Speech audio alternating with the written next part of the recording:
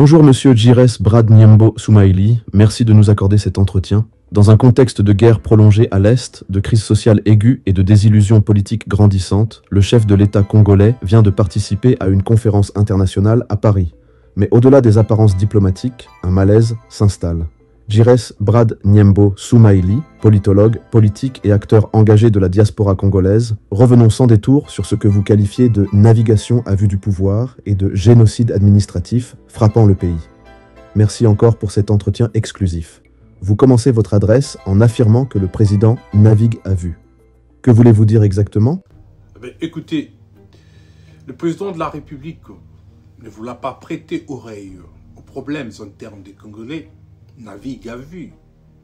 Il se débat désormais dans du sable mouvant, sans aucune boussole politique, sans un projet national aussi lisible.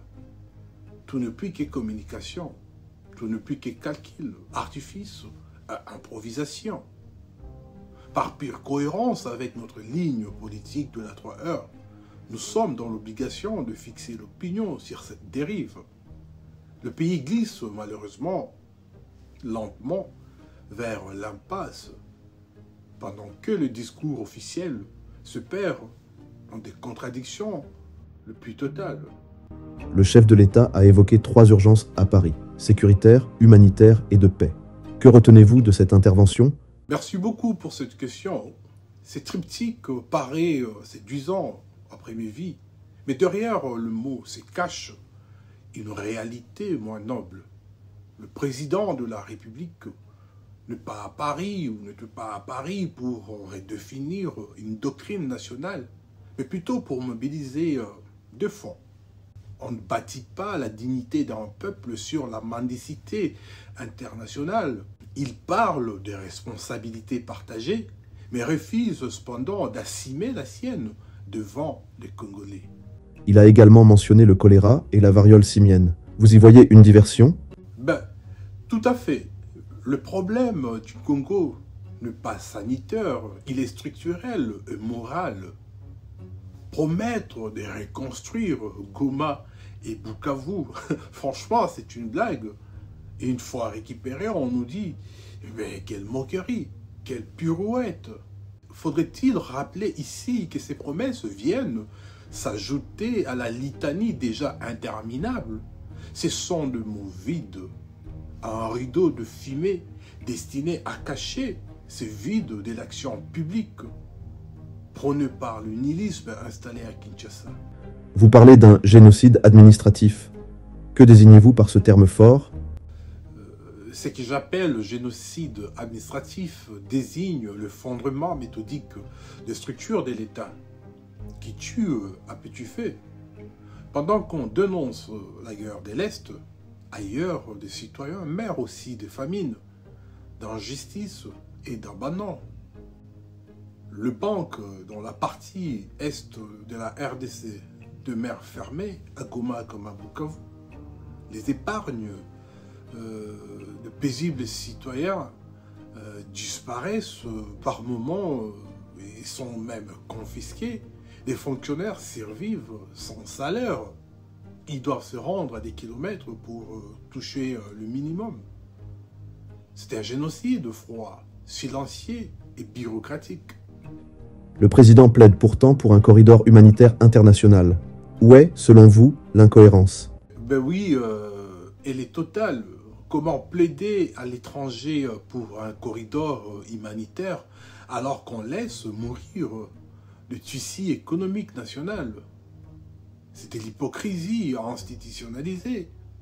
On implore la charité internationale pendant qu'on ferme des robinets du développement interne. C'est inadmissible. Vous évoquez des scandales comme le Fonarev et la gestion de Nicolas Kazadi. Quelle en est la portée politique? Bien évidemment, ces scandales illustrent une faillite morale du sommet de l'État. Le financement occulte, le détournement, le placement douté à l'étranger se font sous le regard, bien sûr, du président de la République. Et parfois, ils sont justifiés par lui-même. S'il faudrait citer simplement les cas de M. Kazadi, le père de famille, autrefois justifié par le président de la République. Nous sommes entrés dans une ère où la kleptocratie remplace la méritocratie et où la corruption devient doctrine d'État prônée par le nullisme. Le président réclame des voies humanitaires sûres. Y voyez-vous une perte de souveraineté? En ce qui nous concerne, oui.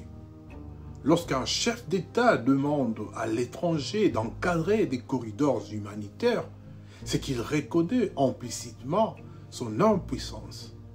Chaque signature internationale prise dans l'urgence tue un peu plus notre souveraineté. C'est une mort lente légalisée par l'encre des accords qu'on signe à gauche, à droite, sans réflexion. Chaque document signé aujourd'hui en dehors du Congo pour cette question de la paix, c'est un nouveau centre de gravité. Vous établissez un parallèle entre le gouvernement et l'AFC M23. N'est-ce pas provocateur?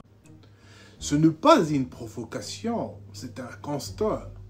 Le chef de l'État reproche à l'AFC M23 l'irresponsabilité et la compromission de tuer avec la Kalachnikov aussi.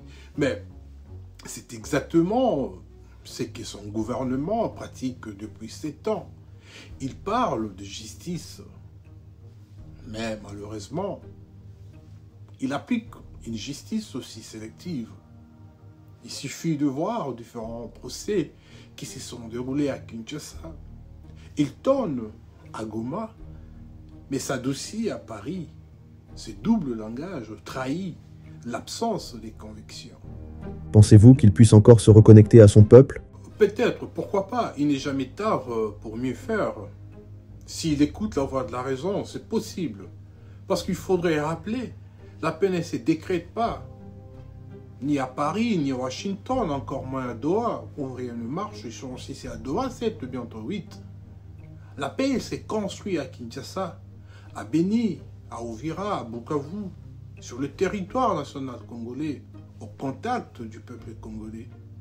Tant que le président de la République refuse de parler à ce peuple et aux Congolais eux-mêmes, il restera un dirigeant sans base, un orateur sans nation. En guise de conclusion, comment décririez-vous la situation actuelle du pays? Écoutez, chers amis et journalistes, notre pays, le Congo, vit 2 tragédies parallèles. Un génocide humain à l'est, d'ailleurs, il faudrait le rappeler sur l'ensemble du territoire national, un génocide aussi administratif au cœur même du pays. L'un tue par les armes, l'autre par la lenteur, l'oubli et la négligence, juste avec l'encre dans un stylo. Et celui-là est plus pernicieux, car il ne laisse ni cadavre ni larmes, seulement un peuple épuisé, abandonné, oublié et qui crève dans la famine et dans l'oubli la plus totale. C'est cela le vrai drame de la RDC d'aujourd'hui. Il faut retenir que chaque signature internationale signée dans la précipitation tue un peu plus le Congo d'une mort froide, bureaucratique et légalisée, comme cette signature aussi au niveau national à Kinshasa, qui tue les Congolais dans l'abandon la plus totale. Juste avec de l'encre du stylo, Kinshasa fait du mal à son peuple. Merci Monsieur Giresse Nyambo, à très bientôt.